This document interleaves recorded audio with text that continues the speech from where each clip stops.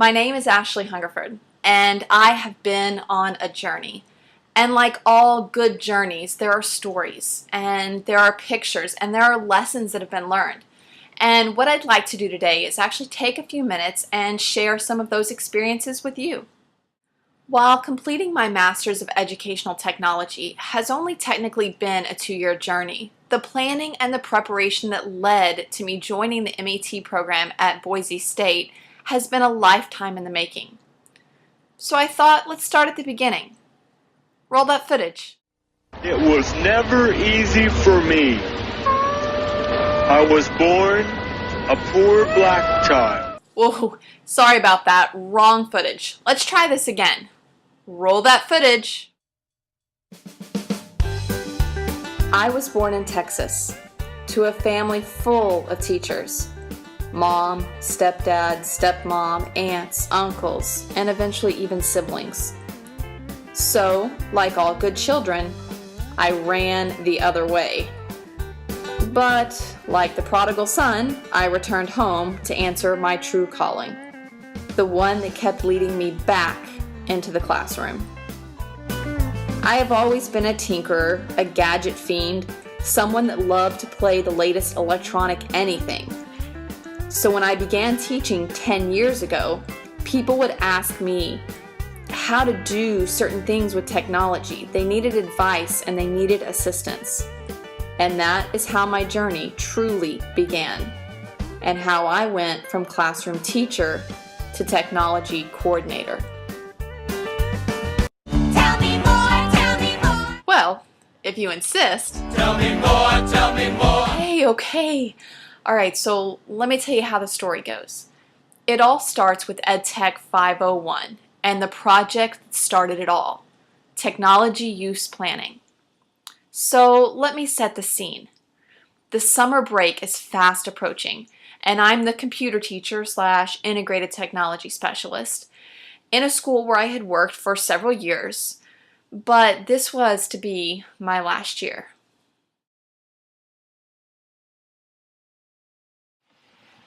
EdTech 501, Technology Use Planning. This project required us to evaluate various areas of technology in our current working environment and to determine what level of technology maturity we fell into. We did this by using the maturity model benchmark, which is broken into several sections. There's an administrative section, there's a curricular section, there's an innovative section, there's a section on connectivity. All of these different sections come together to help one evaluate the technology needs and the technology maturity level of the situation that they are in, whether it's a school or a business company, etc. Now, within this maturity benchmark, you're also going to notice that there are 4 levels of maturity. There's emergent, islands, integrated, and intelligent. If a school is emerging, that means they're just beginning with their technology usage. There's very little usage and there's no real clear policies put into place for technology use. Island means that some policies are in place, but there's still a lot of learning that needs to be done in order to properly utilize the technology. Integrated means that policies are actually in place and there is fairly consistent use of the technology within the organization. And then finally there's intelligent. That's when there is a strong, clear set of policies in place and the use is almost second nature. Everyone in the organization is currently using technology and doing so properly. This project really opened my eyes to a new way of thinking about technology, and it actually provided me with a much needed tool to evaluate the technology needs of my school, that tool being the maturity benchmark model. The tool helped me as I transitioned into a new school. In my first few weeks in my new school, I spoke to teachers, I spoke to administrators and parents and students about technology. It not only provided me with a good understanding of the school's technology, but it actually opened the door for conversations about technology. So what I'm going to do next is actually show you my final product that I completed in 501 with regards to technology use in my particular situation. This is my final evaluation project in 501. This is my maturity benchmark for my school. And as you can see, what I've done is I've broken first the school demographics, and then I've broken this into sections. The administrative section, which is the one we went over earlier, is separated into both behavioral and resources and infrastructure. In other words, how the technology is being used and the policies that are in place. And I've gone through and actually discovered the maturity level of our school. And as you can see, you can be island in behavior and integrated in resources. And this was very eye-opening for me because it let me see that from an administrative standpoint, the usage wasn't perfect, but the policies, many of them were already in place. And in terms of curricular, you can see that we had another mixture. Most of the time it was pretty advanced. Within support, we had several areas of emergence, which is not something that I wanted to see and something that I definitely wanted to act on right away. Within connectivity, again, we had some areas of emergence and island, something I needed to act on. And then within innovation, we again had some areas of island. And what this did for me was it allowed me to work with my school community to create a technology plan that was based upon the vision and mission of our school. While that project prepared me for my new position in a new school, the next class and the next project truly prepared me for the challenge of being a teacher in the International Baccalaureate program. EdTech 504 provided me with a foundation in learning theories as they applied to technology integration. If you remember from my earlier introduction, I was the wayward child that came into teaching late, so my degree was not in education. Therefore, I never received the foundation in learning theories that most students obtain in university. This class provided me with that foundation and so much more, and it all started with the synthesis paper. The Learning Theory Synthesis paper in EdTech 504 was one of those pivotal projects in my EdTech MET program. But before we could even write the synthesis paper, we were tasked with creating an annotated bibliography. And man, was that ever tough. I was forced to relearn the way I write a research paper. And in all honesty, I think I'm better for it. The annotated bibliography forced me to validate my sources, to really look into the background of the person writing that source and see why they're an expert in that field. It also forced me to look at the article for what it truly was, to summarize it, to understand the main ideas and the main points behind it. It also allowed me to figure out how I was going to use that resource in the confines of my paper.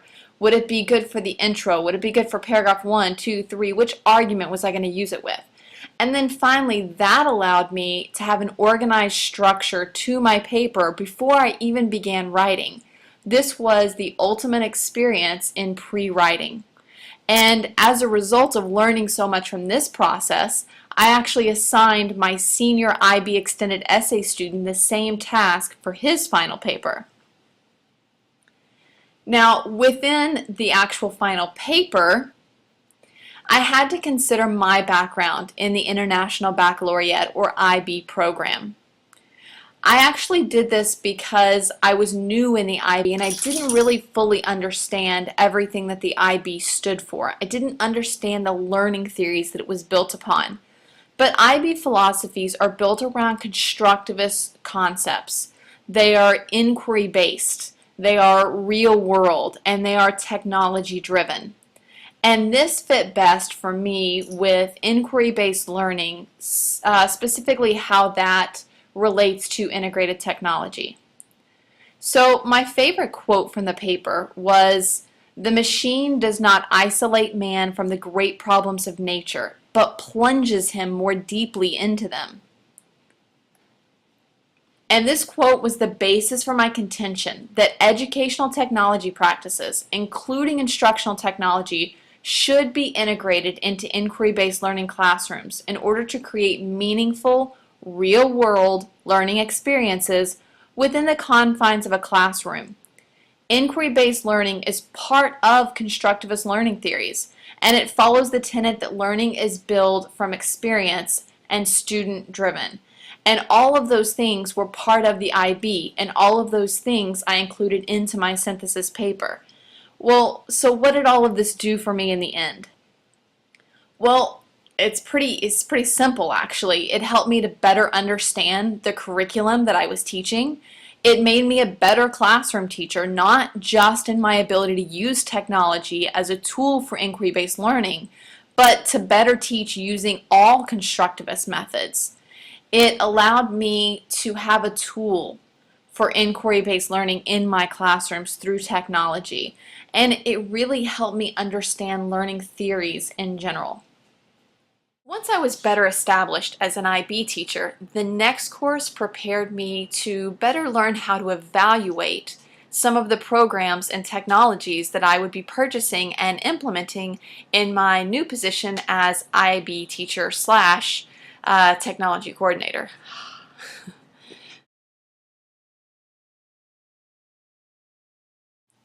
In this project, I had to first identify the stakeholders of this technology training program, and that was teachers, administrators, students, and parents.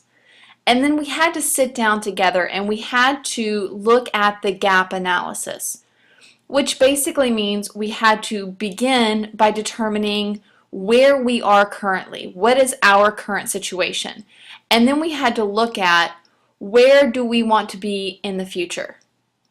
And then from there, we had to analyze the best path to take to fill in that gap between where we are and where we want to be. And in order to do that, we had to get together with all of the stakeholders and determine what areas of deficiency we had that were stopping us from getting there.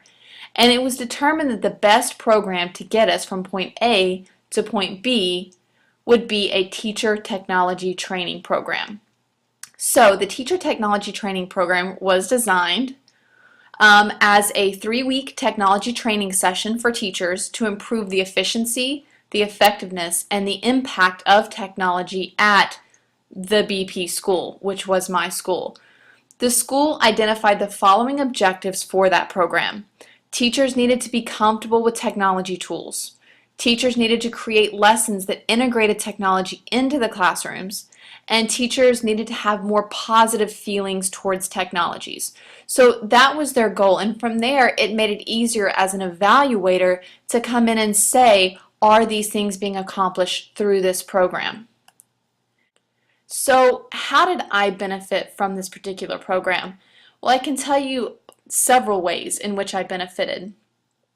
Throughout the process, by making these evaluations, we were able to determine through actual data and statistics that the program was effective. And because we had included all of the stakeholders, the buy-in for that training program was really high. So we proved effectiveness in data statistics, we built relationships, we opened communication lines between all of the stakeholders. And this particular project made me more prepared to address the responsibilities of evaluation that I have in my school. It gave me the experience that I need to have a better understanding of what evaluation is, and I now have a stronger foundation for evaluating a program one step at a time by creating my own evaluation program from beginning to end. While my EdTech journey has come to an end, my journey into the world of educational technology has only just begun. I have taken so much from the MET program. I have absorbed information from various areas of technology like integration, design, evaluation, and online education. Throughout my EdTech journey, I have changed schools, jobs, titles, and now states. I have gradually improved my position, moving up the ranks in my profession as I obtain more knowledge and begin implementing what I learned in the MET program. I am so grateful for having been a part of the program at Boise State, and I thank you all for allowing me to share a part of my journey with you today.